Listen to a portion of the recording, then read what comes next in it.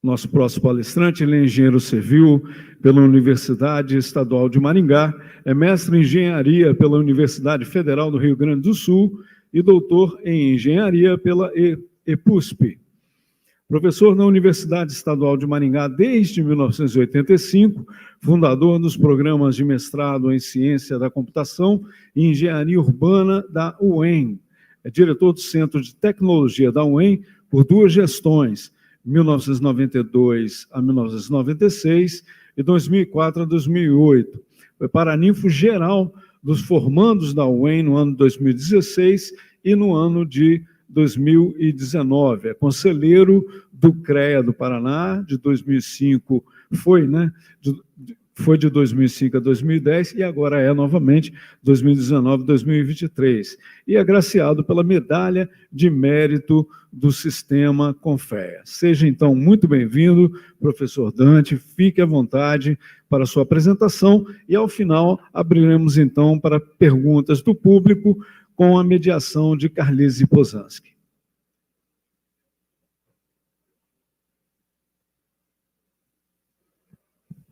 Uma boa tarde a todos. Gostaria inicialmente de dizer da minha satisfação, é um prazer estar aqui com vocês, agradecer ao conselheiro Ladaga, ao engenheiro Ladaga, ao amigo Ladaga, que nos proporciona esses eventos e também nos fez esse convite. E é muito gratificante rever amigos, é uma oportunidade ímpar de estar aqui. E ele nos convidou para falar sobre novas tecnologias na engenharia. Como vocês viram, eu sou engenheiro civil, mas sou um engenheiro que trabalha muito com computação. Sou de um departamento de computação há 38 anos. Entrei nesse departamento com 22 anos de idade. E, desde lá, então, trabalho nessa área.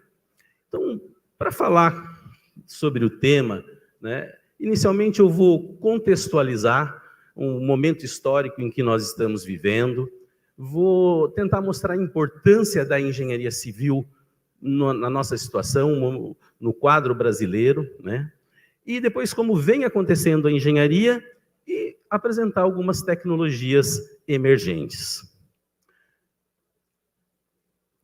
Muito bem. Qual é o momento que nós estamos vivendo atualmente? Nós vivemos uma revolução, costumo dizer isso. Essa minha fala é reiterada, sempre acabo, de alguma forma, repetindo ela, mas para contextualizar depois o que segue. Nós vivemos uma verdadeira revolução como nunca. Nós tivemos no mundo várias revoluções. Vocês se lembram lá do Copérnico, quando ele disse o seguinte, olha, quem é o centro do então chamado universo não era a Terra, mas sim o Sol. A gente lembra que Ptolomeu, ele dizia que o centro da Terra, centro do universo era a Terra, e ele até fez lá um mapa muito interessante, e aquele mapa servia para navegação. Depois veio o Copérnico e disse, olha, isso aqui está tudo errado. Mas, na verdade, causou uma grande revolução, deu uma explicação melhor, e até hoje nós vimos, então, que o centro do tão, então, chamado universo, hoje um sistema solar, é, então, o nosso Sol. Depois, mais tarde, nós nos chocamos também com uma outra grande revolução. Newton, como nós sabemos, ele, de certa forma, matematizou a gravidade. Mas aí, observando, com o tempo, nós utilizamos fórmulas, somos engenheiros, calculamos prédios, e utilizamos a formulação de Newton, a explicação de Newton sobre a gravidade. No entanto, veio Einstein e disse, olha, a gravidade não existe. Apesar das fórmulas que o Newton nos apresenta, nós não temos gravidade. Na realidade, na explicação de Einstein, nós temos uma deformação do espaço-tempo. Causou uma grande revolução. Bom, nós sabemos que é considerada a lei da gravidade uma verdade pragmática. Dentro da ciência, nós temos várias verdades. A primeira verdade é a chamada verdade correspondencial. É aquela verdade por correspondência.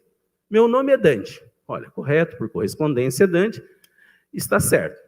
Nós estamos aqui em um evento da ABENC. É verdade por correspondência. Qual que é a diferença da verdade pragmática? A verdade pragmática é aquela verdade prática, que em alguns contextos ela funciona. e funciona bem, salva as aparências.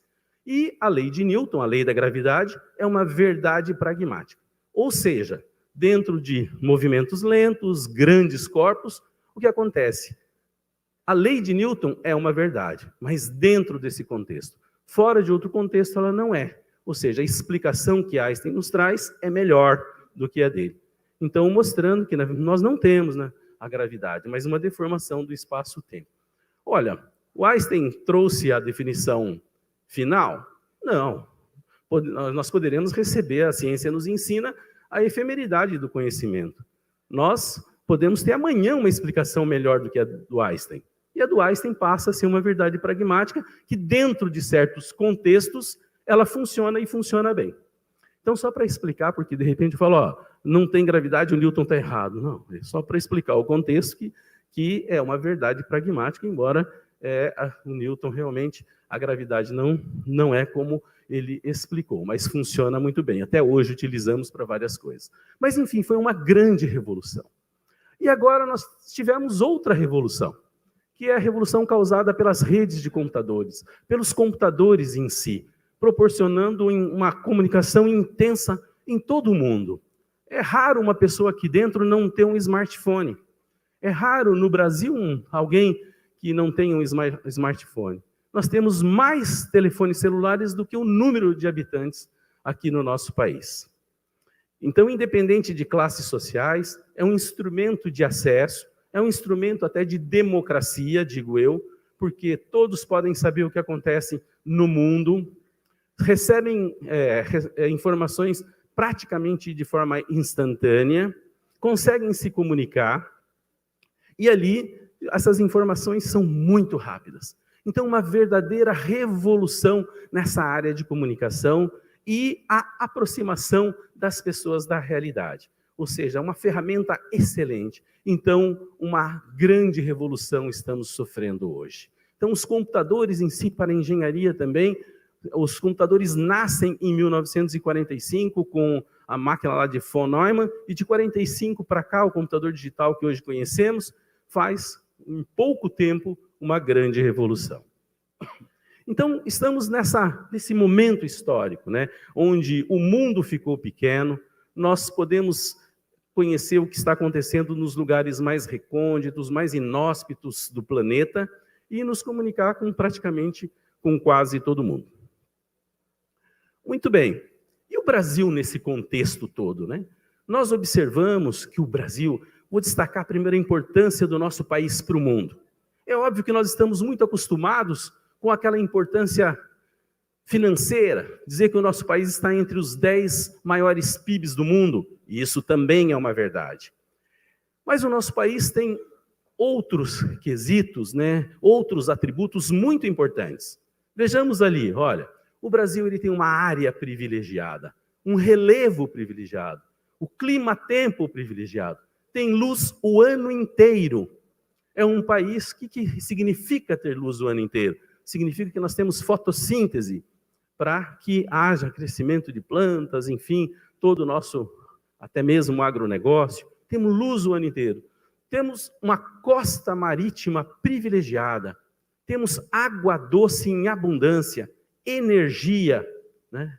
Nós plantamos grãos e praticamente o que nós plantamos é 7% a 8% da área do país. É muito pouco. Aumentamos a nossa produtividade. Então, o nosso país, se eu for verificar a saúde de um país, eu vou verificar coisas básicas como o PIB, a dívida externa, as reservas. E aí eu vou notar que o Brasil também está bem nesse quesito. Apesar do mundo sofrer grandes turbulências, nós vamos verificar que estamos com o PIB entre os 10 maiores do mundo. A nossa dívida externa, para o nosso PIB e para o nosso contexto, ainda ela é muito boa. E, além disso, nós temos reservas. Se a gente pegar o Japão, por exemplo, nós vamos ver que o Japão deve 240% do seu PIB. É óbvio que o Japão também tem suas reservas. Mas, por exemplo, a Alemanha quase não tem reservas, porque ela tem crédito, ela não precisa ter reservas, porque o mundo todo acredita na sua solidez da sua economia. Mas, enfim, como nós temos esse problema de credibilidade, mas nós temos as reservas. Então, vamos dizer assim, se eu fosse verificar se o país está bem, ele está lá com os batimentos cardíacos ok, pressão ok, não tem glicemia, os triglicéridos estão bons, enfim, aqueles exames básicos do país são excelentes. E, além disso, possui, né, todas essas questões aí, esses atributos de qualidade. Mas o Brasil, tem aqui o Olavo, que está aqui à minha frente, uma vez apresentei esse quadro, e ele me disse, Dante, vou te dar 2 sugestões para você colocar nesse rol de atributos. Primeira, o Brasil fala uma língua em todo o seu território. E é verdade, né, Olavo? E, além do mais, o quê? Não tem nenhum conflito em seu contorno. Nenhum conflito. Então, esse país é um diamante para o mundo. Não temos nenhum outro país igual ao Brasil.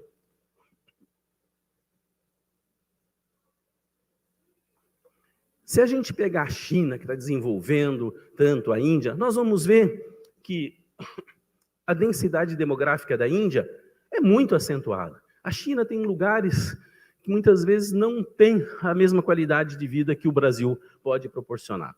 Então, o Brasil realmente, além de tudo isso, ainda tem energia, petróleo, gás natural, uma série de quesitos que são fundamentais. Então, realmente um país que se destaca no mundo. Densidade demográfica boa, população não é muito numerosa, temos 202 milhões de habitantes e cerca de 24 habitantes por quilômetro quadrado. Então, um país sensacional. Bom, então, nesse contexto todo, né, das revoluções, temos o Brasil aí se destacando. O Brasil tem um pequeno problema. Ele não tem um desenvolvimento tecnológico tão acentuado. Se a gente fosse medir como o conhecimento de um país referente à tecnologia, nós teríamos um pouco de problemas. São indicadores de tecnologia. Produz microprocessadores em escala comercial? Não, não produzimos. Dominamos a produção de antibióticos? Não produzimos. Dominamos a energia atômica? Produzimos usinas atômicas de alta qualidade ou até mesmo a bomba atômica? Não produzimos. Temos entre as 200 melhores universidades do mundo, quantas universidades? No máximo 3, e depende ainda de quem publica esse trabalho. Nós vamos ter aí poucas universidades, entre as 200 do mundo, às vezes não aparecem universidades brasileiras. Então, isso nos mostra que, apesar de ter um país excelente, nós temos que ainda aprender mais, investir mais em tecnologia, investir mais em engenharia. É uma coisa que nós precisamos. Imagine um país desse, com esses investimentos. Nós teríamos realmente uma outra revolução. Então, vejam, e nós, em particular, agora na pandemia, nós vimos algo muito interessante. Um problema que o mundo todo enfrentou, tivemos que enfrentar, mas a gente viu na pandemia que no Brasil, o agronegócio e a engenharia, e principalmente a construção civil, a engenharia civil, elas realmente se mostraram engenharias vivas. O que eu quero dizer com isso? São engenharias contemporâneas, são engenharias contextualizadas, são engenharias importantes para o desenvolvimento do país. Nas escolas, nós sempre pensamos em lançar novas engenharias inovadoras, ousadas, mas vejam a engenharia civil. É uma engenharia que já está consolidada ao longo do tempo, e mesmo assim se mantém viva, se mantém necessária, se mantém útil para o país. E nesse momento difícil que foi a pandemia, essa engenharia se mostrou notável, e nós conseguimos números que ajudou o país naquele momento difícil que foi a pandemia. Além disso, a engenharia civil em si, ela tem uma diversidade de atuação. Ela trabalha com materiais diferentes, ela trabalha com vidro, ela trabalha com cerâmica, trabalha com madeira, metais, e assim por diante. Existe uma interdisciplinaridade nessa produção desses materiais, no comércio desses materiais. Ela movimenta, ela faz PIB, ela gera empregos, é uma engenharia onde acolhe aquele trabalhador menos favorecido, aquele trabalhador que muitas vezes não tem muito domínio técnico, conhecimento, mas ele pode trabalhar na construção civil. Se não diretamente na construção civil, ele vai trabalhar nesses agregados que a construção civil lhe proporciona, na fabricação de tintas, lá no beneficiamento de madeiras, no trabalho com o metal, no trabalho com cerâmicas. Então, a engenharia civil gera emprego no país, graças à sua diversidade econômica. Isso gera PIB, isso gera, lógico, o aumento do produto interno bruto, né? Isso gera qualidade de vida, isso gera cidadania. Então vejam que do PIB brasileiro, nós temos 70% de serviços. Na indústria, nós temos cerca de 24%, e o agronegócio, 8% do PIB brasileiro. Então veja que a indústria brasileira está tímida. Nós estamos produzindo uma série de engenheiros para o mercado, mas a gente precisa também acolher esses engenheiros. Nós precisamos de políticas públicas que façam essa máquina girar, porque senão nós não vamos ter emprego para todo mundo. Nós precisamos de conhecimento e precisamos alimentar essa máquina de forma que a gente possa fazer ela girar. Mas, enfim, quero dizer a vocês, mostrar nesse contexto, nessa minha linha de raciocínio, a importância da engenharia e da engenharia civil para as questões, para o contexto do nosso querido Brasil. Aqui, analisando a engenharia civil rapidamente, nós vamos ver que ultimamente nós estamos tendo um crescimento da engenharia civil. Nós estamos tendo aqui um crescimento do PIB de 2020 para o final de 2022. Então, esses números nos ajudam. Isso também pode ser analisado com a evolução do PIB. O PIB da construção, o azulzinho, você veja que ele tem uma alta correlação com o PIB brasileiro. O que eu quero dizer isso? Olha, quando ele baixa, o PIB brasileiro baixa. Quando ele sobe, o PIB brasileiro sobe. Então, ele é fundamental para o PIB brasileiro. Veja que, no momento final de 2022, estamos em crescimento.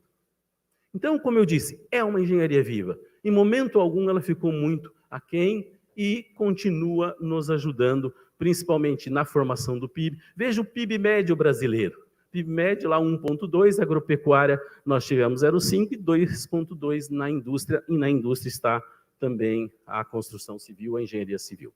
Então, ela anda para e passo. Em 2022, nós temos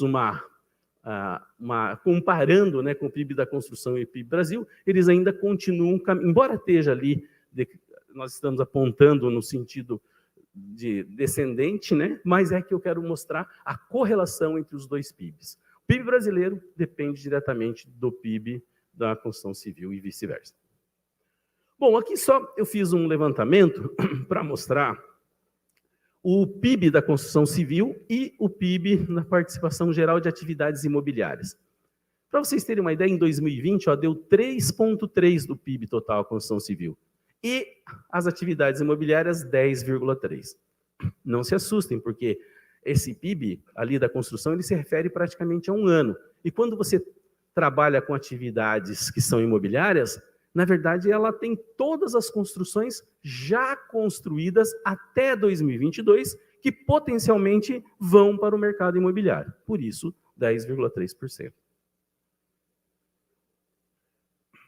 Então, resumidamente, nós temos que a engenharia civil é extremamente importante para o país, para a retomada do crescimento. Não há como não investir principalmente na engenharia civil. É necessária ao desenvolvimento de nosso país. Bom, e as novas tecnologias, como elas se integram? Será que se a gente colocar novas tecnologias, nós conseguimos melhorar essa situação? Trabalhar, fazer com que a nossa engenharia se impulsione? Claro. Né? Como nós vimos, nós somos um país ainda que não dominamos muita tecnologia.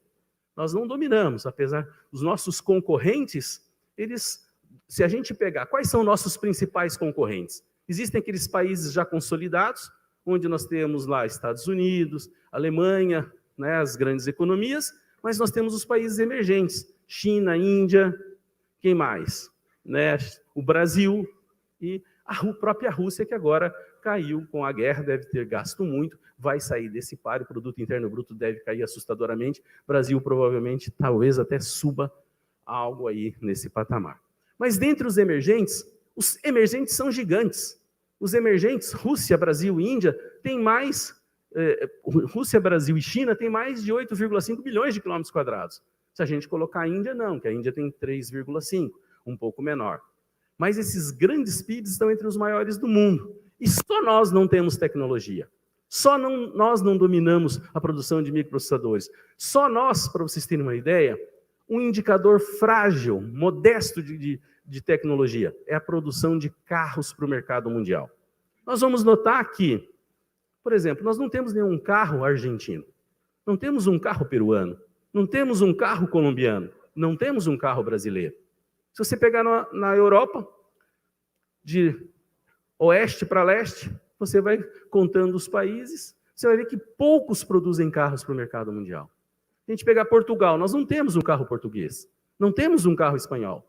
Olha, mas já temos vários carros franceses. Temos alemães, temos italianos, ingleses, mas não passa isso ali na Europa. Mas vamos lá agora os japoneses, temos os coreanos, mas o que diz? É um indicador de tecnologia. E nós não produzimos, você veja. Então, nós temos um PIB alto, área alta, uma densidade demográfica boa, mas infelizmente não estamos ainda assimilando aquele conhecimento que vai nos impulsionar. Precisamos da alavanca do Arquimedes. E essa alavanca, como todos sabemos, na metáfora, muitas vezes é utilizada como o conhecimento. Bom, dentro dessa linha de raciocínio, nós tivemos a primeira revolução industrial, que foi no século XVIII, que substituímos os animais pela máquina de vapor. Depois, a segunda revolução, que foi o uso da energia elétrica. E agora, como eu disse, o uso dos computadores. Por que eu estou enfatizando no uso dos computadores? Porque o Brasil, na produção de software, ele também se destaca. Porque é algo barato para o Brasil fazer. Porque hoje, muita gente pode trabalhar em casa. As próprias escolas, elas desenvolvem muitas coisas por meio de computadores. A Índia, por exemplo, é uma grande produtora de software. E o Brasil cresce muito também nessa área. O Brasil tem muitas empresas distintas em todo, vou dizer no mundo, o Brasil tem empresas excelentes que se destacam. Mas o que nós vamos trabalhar nessa evolução tecnológica? Olha, a gente tem que conferir eficiência, né, na produção. Nós temos uma dificuldade que a engenharia civil, ela é múltipla, né? Ela é complexa, é multidisciplinar, e além disso, nós temos muitos desperdícios. Nós temos muito desperdício na construção civil. Então, essa tecnologia tem que vir a ajudar nesse sentido. Porque nós temos que trabalhar de forma sustentável, eficiente e utilizando a tecnologia para isso. Nós vamos notar que cada vez mais os nossos compradores, os nossos parceiros comerciais vão exigir isso da gente, vão exigir sustentabilidade. Mesmo que nós tenhamos um território vasto, território ainda que a gente possa explorar, eu disse que a gente explora apenas 7% da área plantada, a gente pode explorar mais, né?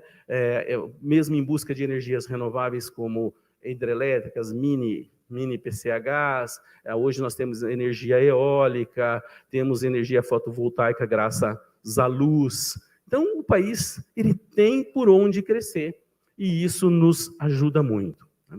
Nós podemos crescer de forma sustentável, e isso vai nos credenciar a comercializar com esses parceiros. Porque se a gente não fizer isso, vai ser um ponto onde eles vão poder nos, de certa forma, obliterar em relação ao comércio.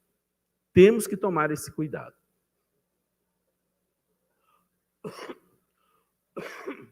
As tecnologias, eu fiz aqui para se entender como elas são empregadas na engenharia civil, nós vamos ter lá, eu selecionei primeiro entre equipamentos, ferramentas, materiais, depois software, métodos e técnicas.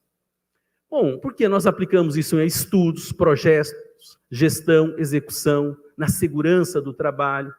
E quais são os equipamentos, começando de equipamentos / ferramentas, distinguindo, muitas vezes esses dois termos são confundidos. Aqui vou usar de modo elástico, sem muito compromisso de distinguir eles. E ali, equipamentos e ferramentas que nos ajudam, que estão agora no mundo emergente muito utilizado, e nós temos que aproveitar muito essa ascensão da tecnologia.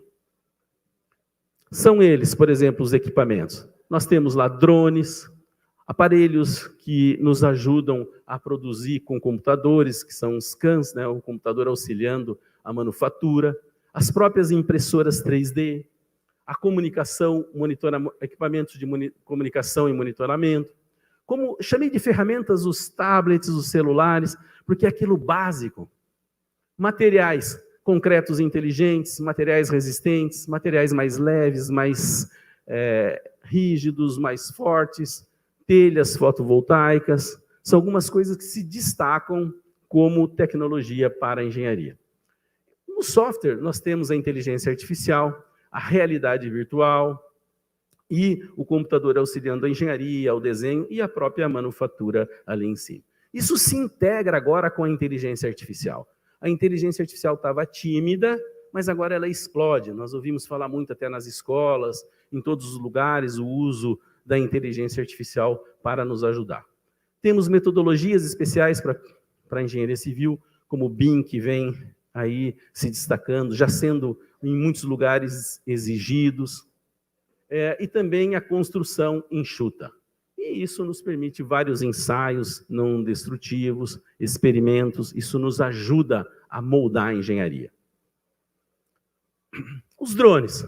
Os drones, nós aqui tem vários especialistas em drones que conhecem, já conheço alguns que conhecem muito de drone, têm mais conhecimento do que eu. Os drones são utilizados nas mais diversas áreas, mas basicamente os drones colhem imagens.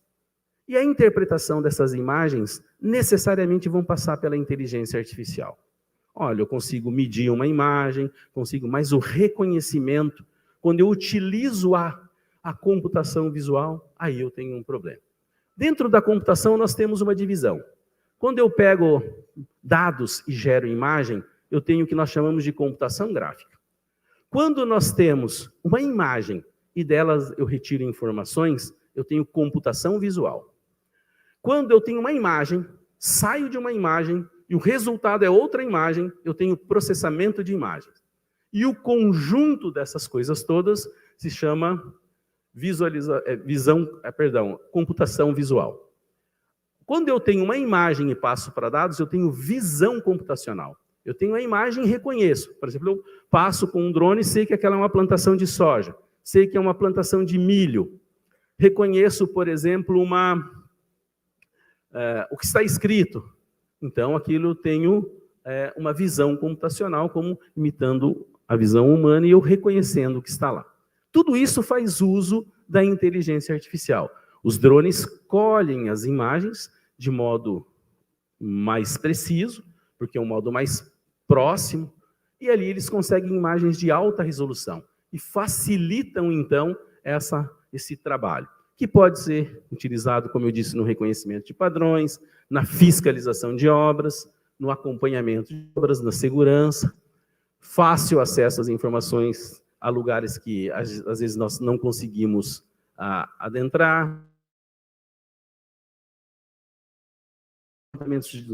topográficos, de relevo, licenciamento ambiental, ou seja, uma tecnologia fantástica. E o que acontece? Essa tecnologia agora começa a ter um preço acessível. Conseguimos acoplar câmeras térmicas, uma série de tecnologias que podem ser acopladas aos drones. Aqui, por exemplo, um exemplo simples, que é o uso de drones para apagar incêndios. Então, uso experimental. É um experimento.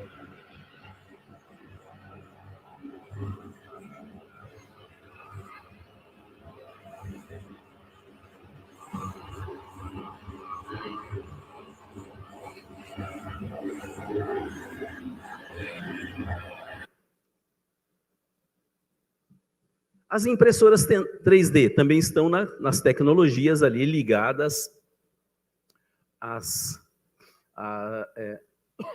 ligadas a equipamentos e ferramentas. Essas tecnologias, muitas vezes nós utilizamos para maquetes, para fazer peças, mas em alguns países produz alguns moldes para se fazer, na verdade, construções, paredes, casas mais facilitadas. E isso deve chegar também no nosso país, que possui área abundante, facilidade para que esses equipamentos sejam instalados aqui. E agora é interessante que todos esses equipamentos, eles são sofisticados, mas como as pessoas conseguem rapidamente assimilar. Às vezes você vai conversar com um operador de drone, ele gosta, né? A chave de você conseguir fazer é a motivação, gosta de trabalhar. E aquele trabalho, tendo essa motivação, fazem coisas incríveis, né? Eu vejo, tenho amigos que trabalham com licenciamento ambiental e o que eles fazem juntos, celular e drone, são coisas fantásticas e muito rápidas. E agora, essas modelagens 3D que eram difíceis, eram coisas que só para iniciados, hoje não, elas começam a ser coisas fáceis. As metodologias, cresce o interesse, cresce a motivação, e a gente vê quanta gente trabalhando com isso e trabalhando de um modo fácil. Então, a chave é a motivação para a gente aprender. Esses equipamentos aqui também trazem muitos benefícios. Essas impressoras 3D, elas prometem diminuir o desperdício. Já tem alguns experimentos nos Estados Unidos, na China, na Holanda, e você pode também modularizar as construções. Enfim, é uma tecnologia promissora. As comunicações, nós vamos fazer as comunicações por telas, né? Já estamos fazendo isso com o celular. Mas nas obras, vocês vão ver que daqui a alguns anos, nós vamos ter, lembra aqueles projetos que a gente abria de papel e verificava as layers? Olha, como é que vai ficar? Esse projeto estrutural, eu quero lançar, por exemplo, o projeto hidráulico. Olha, eu vou ligar a layer do projeto estrutural ou do meu arquitetônico e vou jogar a layer ali onde passa a tubulação, onde desce a tubulação. Vou ver se há alguma incongruência, a compatibilização de projetos eu posso fazer de uma forma muito rápida, muito precisa. Antigamente, no papel, eu tinha uma medida, eu poderia raspar aquela medida e trocar a medida e o papel não representaria o correspondente no desenho. Hoje eu não consigo fazer isso. Se eu troco a medida, eu troco a parede, se ela é feita de um determinado material, o levantamento do material no BIM já dá errado, enfim, não tem como eu errar. Essas coisas não fecham se eu errar. O erro o feedback é imediato. Quando a gente estuda interação humano-computador, o feedback vem na hora, olha, não está fechando, se você trocar isso aqui, a parede, essas medidas não fecham, não dá o que você está pensando. Então, facilitam. Então, essas telas o custo das telas estão muito baratas, a qualidade, a resolução das imagens, a durabilidade das telas, a própria luminosidade, então elas podem ser utilizadas em ambientes abertos, e isso também começa a ser muito utilizado de uma forma mais aplicada, mais direta, lá no chão da fábrica, lá na obra. Também as pesquisas saindo de equipamentos e ferramentas, passando para materiais. Nós buscamos sempre materiais mais resistentes, materiais mais leves, materiais mais flexíveis, mais translúcidos ou não, que a gente possa utilizar na construção. O grafeno é um exemplo aqui que eu tirei, que é muito falado. O grafeno, ele pode ser 10 vezes mais forte que o aço, com apenas uma fração de seu peso. E uma outra descoberta é o aerogel, que é considerado uma das substâncias mais leves do mundo. Pode aguentar até 45 mil vezes o seu peso. Um outro trabalho também de inovação tecnológica que está aparecendo é a biomimética. Ou seja, a gente utilizar a natureza para desenvolver equipamentos, materiais. Isso a gente já faz de forma intuitiva. Se a gente pegar um avião, o avião tem asas, ninguém faz um avião. O helicóptero é baseado em insetos, o avião é baseado em aves, e os materiais ligados também à engenharia começam a fazer esse trabalho. Né? Nós aprendemos com a natureza, nós vivemos, né, em um meio onde a gente troca energia. Então, o que acontece? Nós vamos ter aqui um exemplo, olha, um vidro que ele foi desenvolvido como baseado no formato da teia de aranha. E ali o que acontece? Como se fosse uma teia, só que a função dele como vidro não muda. Mas, por exemplo, animais que bateriam no vidro e se chocariam, isso não acontece mais, porque devido à visão das aves, a visão é mais acurada do que a nossa, conseguem perceber essa teia, que ao olho humano não é perceptível, evitando assim essas colisões. Só um exemplo. Também o velcro, que coloquei isso aqui só para destacar a biomimética, muitos já conhecem a história de que um engenheiro passeando com seu cachorro, ele foi lá, voltou para casa e viu que na calça dele havia muitas sementes grudadas na calça. Ele pegou essas sementes, foi lá no microscópio e viu o funcionamento. E depois, em 1952, ele lança o que nós chamamos de velcro. Aqui, essas hélices foram baseadas na queda de sementes. E na queda de sementes estudou-se como era o comportamento e traduziu-se para essas hélices, ganhando aí 6, 7% de ganho de energia. Parece pouco esse 6, 7%, mas é significativo. Foram desenhadas as hélices em função dessa queda das sementes. Aqui alguns edifícios que todo o sistema de ventilação é baseado em formigueiros. Isso já é tradicional, muito utilizado nas palestras, mas só para mostrar aí essa relação que nós temos com a vida natural. Aqui o chamado bioconcreto, nessas fissuras, né, o uso de um tipo de bactéria nessas fissuras, nessas microfissuras. Essas bactérias expostas ao oxigênio e à umidade, elas criam ali uma camada de calcário e ali acabam fechando essas fissuras e protegendo o concreto. Enfim, agora nós passamos para a área de software. Fui classificando aquela primeira classificação. E no software aí nós usamos em todas as áreas, né? O computador está nas nossas vidas, caso a gente queira ou caso nós não queiramos, eles estão nas nossas vidas. Nós temos o computador na gestão, no planejamento, levantamento de custos, projetos, cálculos, simulações, acompanhamento, todos. Então, aquelas ferramentas ali as mais utilizadas, CAD, CAI, CAM, metodologia BIM, e realidade virtual, e hoje muito utilizada a inteligência, chamada inteligência artificial.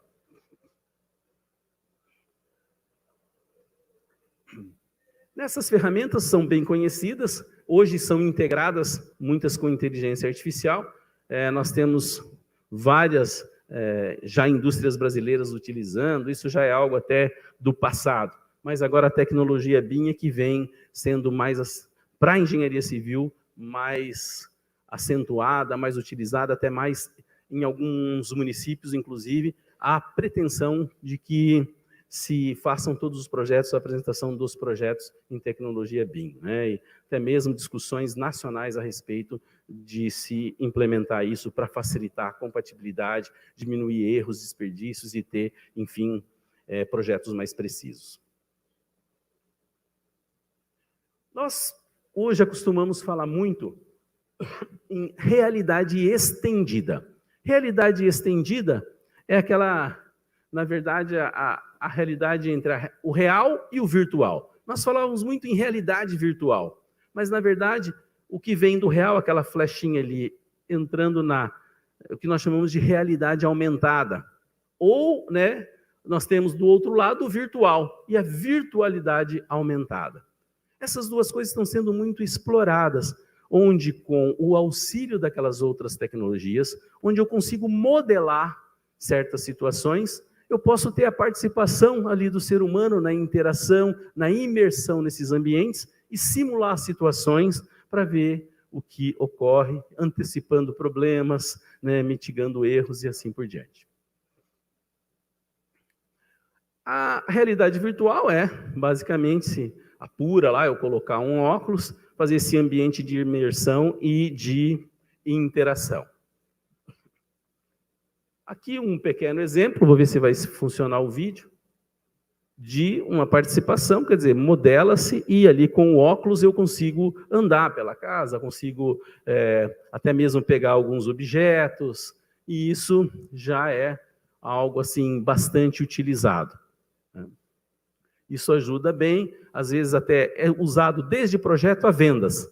De repente eu quero mostrar isso para o meu cliente, o cliente pode colocar um óculos e andar pelo projeto, ou mesmo, nós vamos ver aqui adiante, na própria, quando está em fase de construção. Podemos usar, por exemplo, no treinamento, aqui, treinamento de alturas. A pessoa tem medo de alturas, vai trabalhar em alturas, podemos usar a realidade virtual para tentar tirar essa fobia. Né? Usado de modo adequado, nós podemos tirar essa fobia sem correr o risco. Né? Então, isso era extremamente caro, hoje é extremamente barato. Esses óculos são baratos, o próprio software é fácil de se trabalhar. Então... Oh my God, oh my God.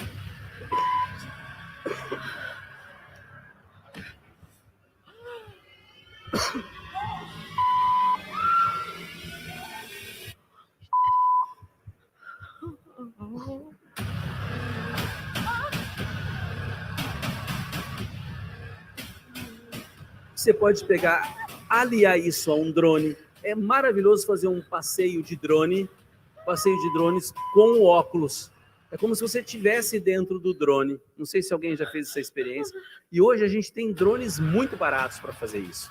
Nós temos drones aí em cerca de R$2.000 e o óculos também, que dá para a gente... Alguns usam para brincar até, né? Soltam um drone, lógico que tem que ter um pequeno treinamento para não estragar o equipamento. E é uma delícia você sobrevoar como se você estivesse lá em cima. Essa aqui não, nós já temos a questão da realidade aumentada, porque o que acontece? A gente coloca situações do real, mas com essa interação e imersão.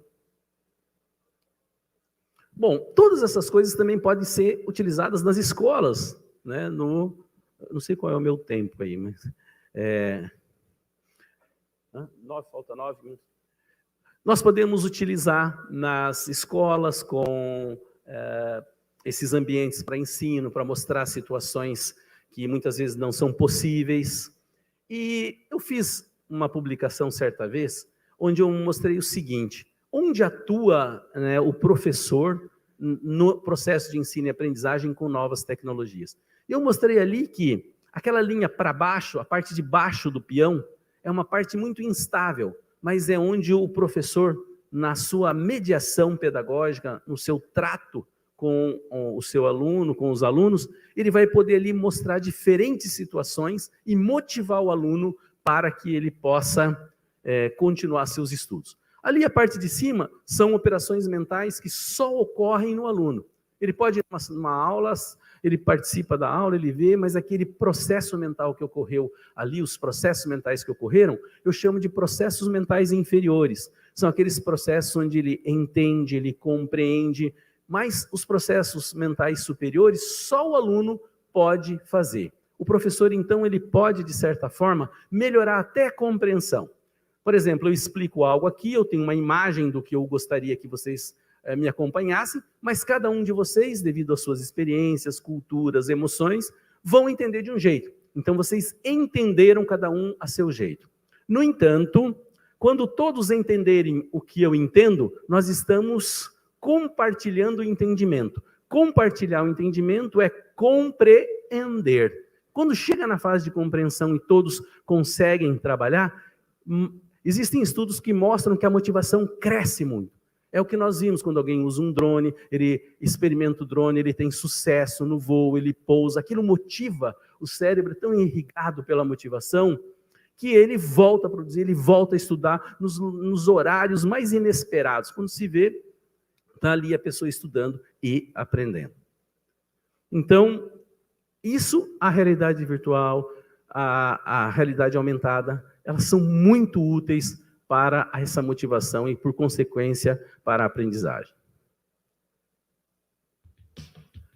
Aqui é eu vou depois só passar um pouquinho e já pular, uma escola onde ela utiliza para ensinar estruturas, para trabalhar. Eu dei exemplos sempre do historial para não correr o risco eu pego exemplos nacionais, mas eu tenho que pedir autorização para pôr nos slides, e esses foram mais fáceis de eu encontrar e eu preferi colocar eles para não ter esse conflito.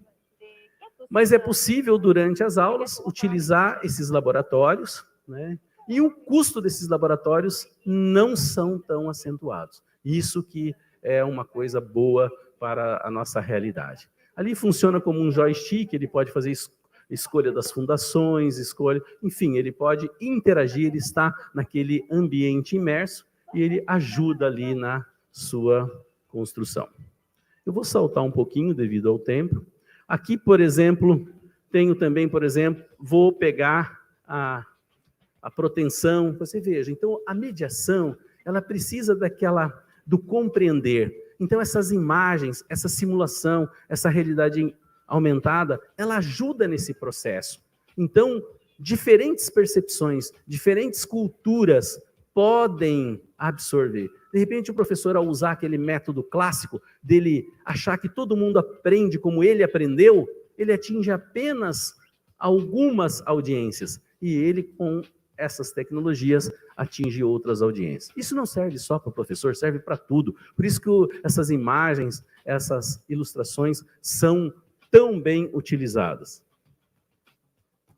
Vou pular um pouquinho. Aqui, por exemplo, as simulações, né? Nós tivemos vários problemas porque nós não conseguíamos simular, por exemplo, um prédio todo vazio, um prédio todo com alvenaria, um prédio acabado. De repente, calculou-se o prédio com a carga total, mas não se calculou só o esqueleto e produziu-se o esqueleto. De repente, veio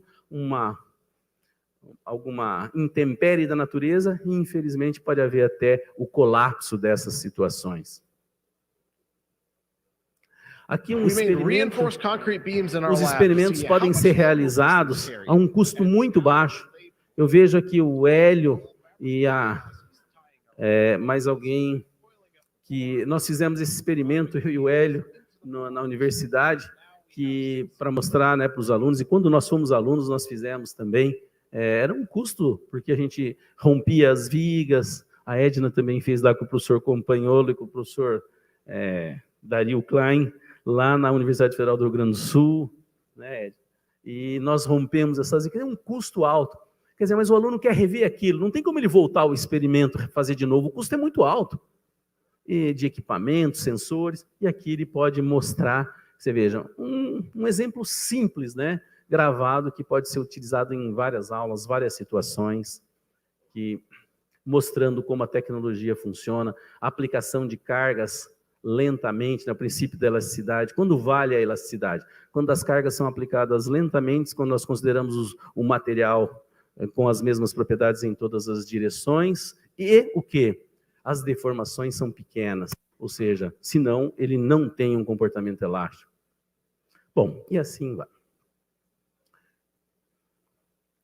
Aqui uma ilustração, ela pode ser criada, que ela foi filmada e depois manipulada. Aqui eu posso criar com CAD ou coisa parecida, e aqui mostrando, né, como se arma uma viga, os detalhes. O professor faz um desenho no quadro, ele mostra um slide. Não, mas se ele produz um vídeo, se ele produz um software interativo, tudo isso facilita o entendimento, a compreensão. Mesmo numa obra, nós já tivemos acidentes de obra seríssimos. Por exemplo, ao colocar um beiral, o engenheiro explicou para o mestre de obra, colocou o beiral, o ferro negativo, mas na hora de montar, infelizmente, o ferro negativo desceu. E ele, montando o ferro negativo, quando o pedreiro foi trabalhar embaixo do beiral de 80 centímetros, o beiral colapsou e acabou, infelizmente, vindo a uma fatalidade. Você veja, um erro que, às vezes... Lembra que eu disse que vai acontecer? Nós vamos ter tela nas obras. Quando eu quiser esse detalhe, além de eu ir lá explicar, eu ainda vou mostrar como é feito, com uma facilidade. Então, nós tendemos a eliminar os erros, eliminar os desperdícios com os usos dessas tecnologias que hoje são baratas para se colocar até mesmo em uma obra. Fim, para se ensinar, para se explicar, isso pode ser utilizado nessas dimensões. Também com a realidade aumentada, né, nós podemos ver, são várias situações, depende da criatividade da pessoa, e como isso, em vez de um modelo de planta baixa, ele mostrar como essa estrutura pode ser concebida, né?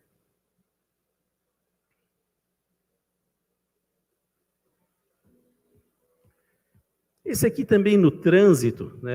Nós tivemos... esse aqui não, aqui é um uso completo, drones, com realidade virtual, com todos os elementos que eu coloquei aqui, desde as telas, o acompanhamento, fiscalização. Vou pular um pouquinho porque esse vídeo é demorado, meu tempo ali está se esgotando. É muito interessante, depois vai ficar à disposição para vocês essas imagens e os slides. E a inteligência artificial? Por que eu queria chegar nela? Porque a inteligência artificial hoje ela é muito explorada, dita, mas a gente tem que tomar um pouquinho de cuidado com a inteligência artificial. O chat GPT que a gente vê com tanta frequência, fazer coisas maravilhosas, por que ele conseguiu tão rapidamente isso? Porque a base de dados aumentou muito. Nós temos várias empresas trabalhando com computadores, pessoas com computadores, pessoas acessando nuvens, pessoas guardando coisas em nuvens, pessoas pesquisando sobre algumas coisas. E essas máquinas de pesquisa, esses motores de pesquisa, eles são todos rastreados.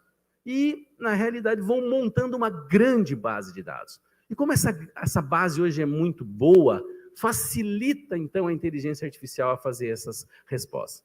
Mas se vocês pegarem e analisarem com cuidado, e fizerem algumas perguntas, que elas não ocorrem, a solução não ocorre com tanta frequência na rede, vocês vão verificar que a resposta não vem tão correta assim.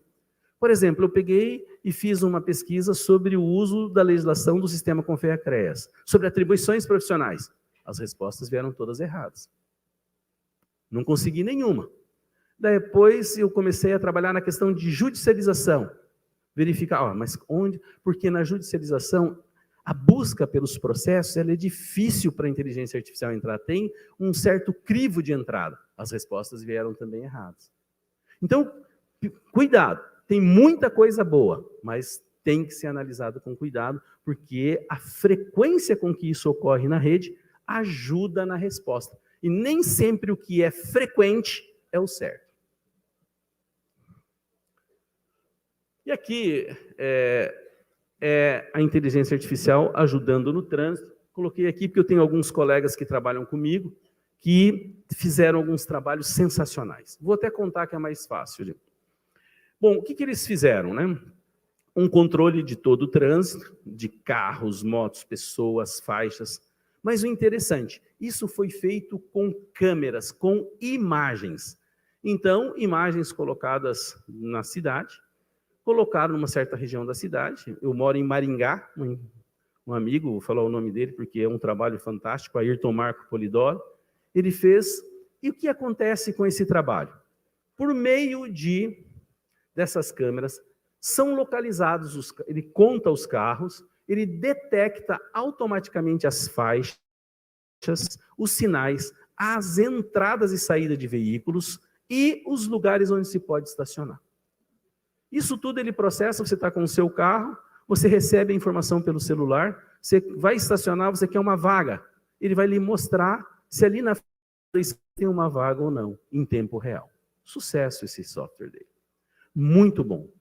Além do mais, esse professor Ayrton fez algo que eu participei com a pesquisa junto com ele, ele fez o seguinte, ele pegou os sinais de internet que você encontra pela rua, você está andando pela rua, você liga o seu celular, ontem mesmo no hotel tinha umas 25 redes ali que eu podia entrar. Umas com sinais mais fracos, outras com sinais mais intensos. O que ele fez? Ele triangularizou todos os sinais e verificou as distâncias da força do sinal. Sinal mais fraco, o ponto está mais distante. Sinal mais forte, o ponto está próximo. A partir de 3 emissões de sinais, ele localiza você, sem entrar na internet. Sem entrar na internet. E aí ele juntou com esse outro que detecta faixas, sinais. E aí uma série de aplicações nasceram. E aí nós pegamos vários alunos e cada um vai lá numa faixa. Nessas detecções, agora eu trabalho para cegos. O cego põe o trabalho, isso é dinâmico. E ele vem, coloca o ponto no ouvido, e ele vai editando as situações sem ele precisar sequer entrar em uma dessas redes, só pelo sinal das redes. E funcionou muito bem.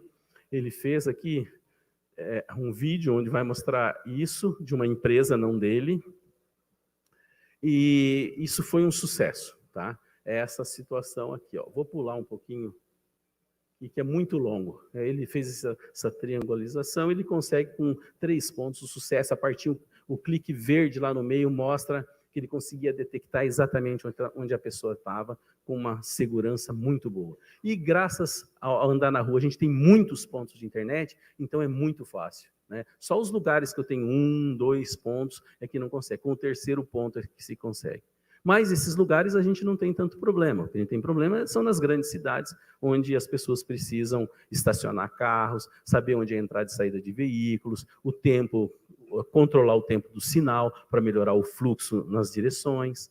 Então, esse trabalho tem sido um sucesso. Uma empresa canadense está querendo comprar esse material. Aqui também nós tivemos uma experiência, estou vendo aqui, nós temos o pessoal do CREA Paraná, a Estela e a André, a gente teve um seminário essa semana e eu pedi para a Mariana, Estela, aquela experiência que nós tivemos lá no Paraná. Eu sou conselheiro do CREA e estou como gestor de fiscalização. O CREA Paraná está fazendo um experimento com cidades pequenas, onde está se tentando utilizar com fotografias aéreas. Essas fotografias são com drones, mas pode ser com fotos mais de satélites. Essa aqui, a precisão dessas fotos são muito boas. Então, precisão melhor, o trabalho sai melhor. E ele detecta onde tem possíveis construções. Vai lá e verifica, tem a construção, o fiscal, quando sai, ele já sai com aquele potencial de saber que lá tem uma construção e, por exemplo, não tem uma RT recolhida naquela posição. E isso também, logicamente, envolve inteligência artificial. Isso aqui está em experimentação, e essa equipe que a gente tem lá em Maringá, eu liguei para a Mariana essa semana e a gente se colocou à disposição para também estudar isso, para melhorar a fiscalização, né? A eficiência da fiscalização. Bom, isso funciona em cidades pequenas. Uma cidade como Maringá, onde tem muitas árvores, onde eu moro, não daria para fazer, que são muitas árvores, porque as árvores não deixariam mostrar a segmentação de tirar as árvores, seria muito difícil. Mas em cidades pequenas, onde temos problemas de enviar fiscais, onde a frequência da fiscalização é difícil de se manter, isso ajudaria bastante.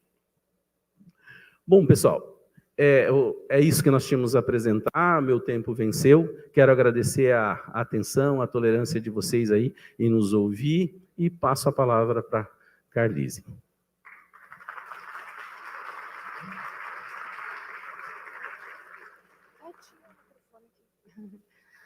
Bom, boa tarde a todos. Dante, acho que a sua palestra foi de muita valia. Realmente, eu acho que a tecnologia aí só veio a somar para nós. Eu não sou recém-formada, mas tive essa dificuldade. Quando comecei a faculdade, a gente desenhava à mão, depois, né, veio o AutoCAD aí para nos ajudar. E acho que todas essas tecnologias aí só vêm para somar mais a engenharia e nos auxiliar mais no nosso trabalho. Parabéns pela sua palestra. Agora a gente abre para perguntas, a gente está com o tempo um pouquinho apertado, mas acho que para umas 2, 3 perguntas fica bom. Alguém tem alguma pergunta?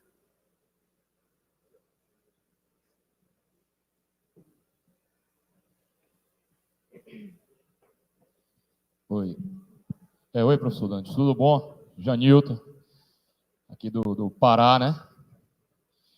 Eu queria só tentar entender, assim, professor, que tipo de dica ou oportunidade o senhor pode passar para a gente em termos do desenvolvimento de estudos que possa praticamente, no impacto imediato, possa trazer um resultado mais efetivo para a nossa categoria, visto que, o que é que eu consigo entender, né? A gente chama assim a indústria da construção civil, né?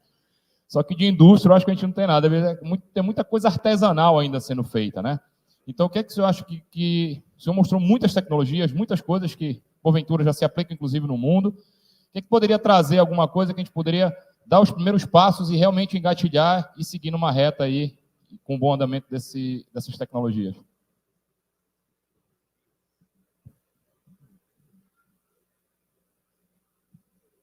essas tecnologias, embora pareçam coisas do futuro, não são. Você vai ver que eu coloquei drone, tem pessoas aqui que são especialistas em BIM, em drones, que já fazem isso no cotidiano.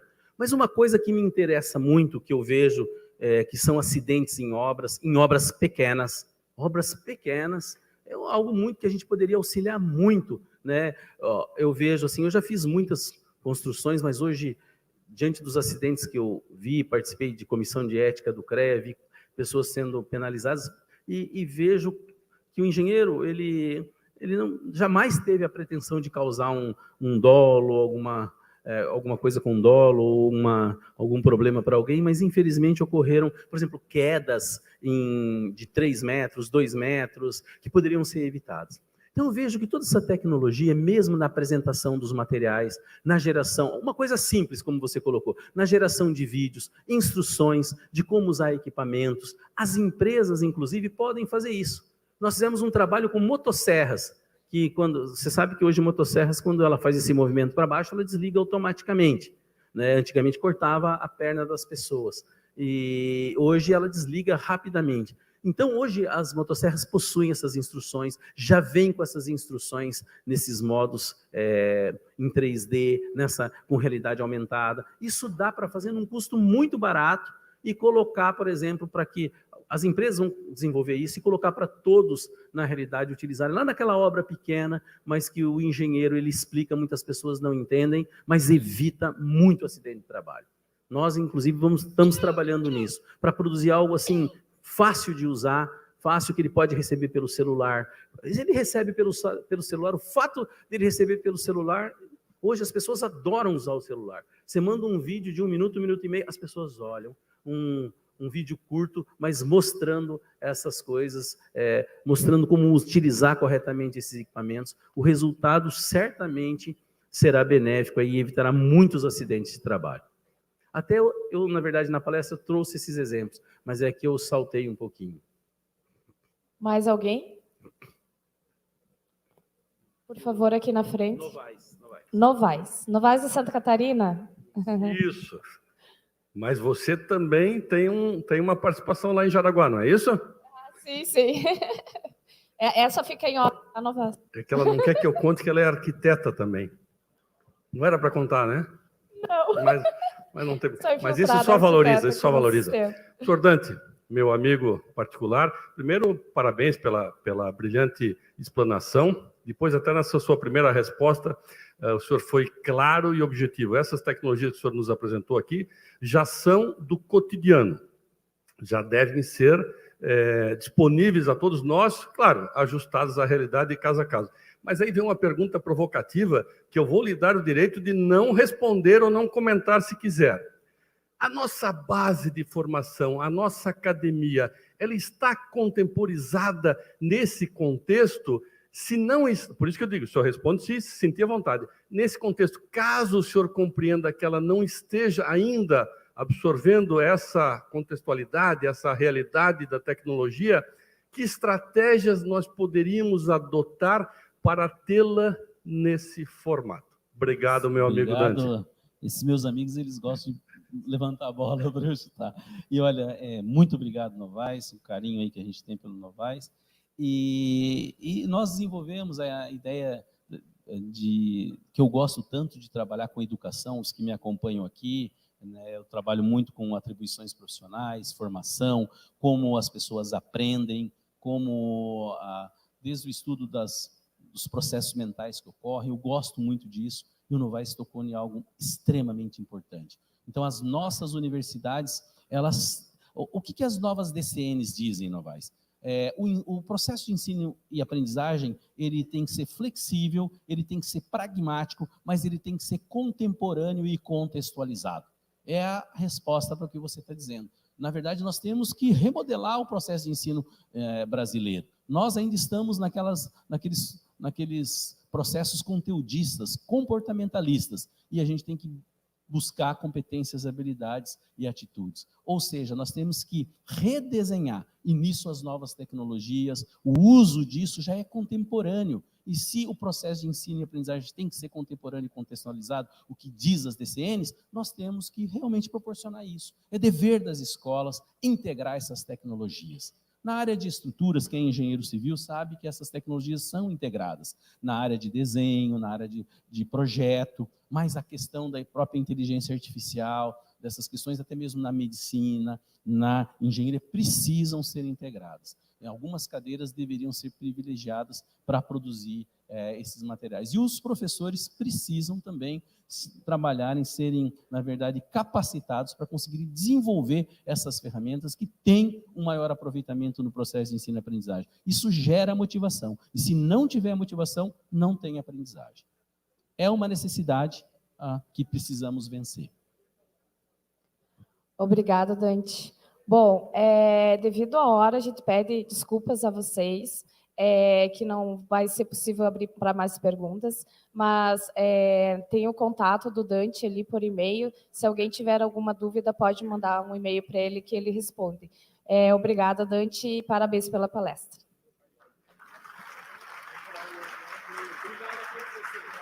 Agradecemos ao Dr. Dante Alves Medeiros por instigar nossa audiência com suas ideias inovadoras, perspectivas inspiradoras e também a mediação da engenheira Carlise Posanski. Muito obrigado a vocês por sua participação nesse 28º Congresso de Engenharia Civil.